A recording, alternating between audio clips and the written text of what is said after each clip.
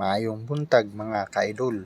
So karon mga ka-idol, nasa tayo mga isda karon mga ka-idol ng i-flex. So muna gitawag mga ka-idol ug badlon.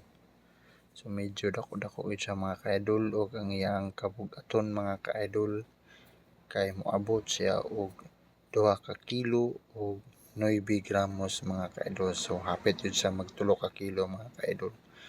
So diri mga ka-idol nasa diri nga kagmay mga isda mga ka-idol ni gamay siya tungod kay naay dako nga isda mga ka-idol. So diha mga ka-idol mix na siya diha mga ka-idol na aday kubal-kubal na ay mais-mais na ilagaw mga ka-idol. So dara mga ka-idol gamay ra kay tan-awon ng lagaw nga medium mga ka-idol tungod sa iyang kadako mga ka-idol.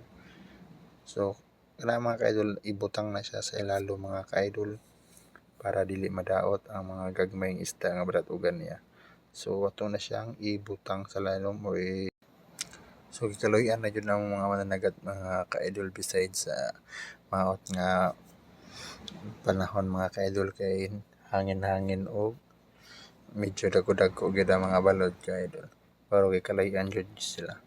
So yeah, mga ka-idol ako na siyang ibalik butang mga ka-idol kay ready na siya dadun dito sa merkado mga ka-idol.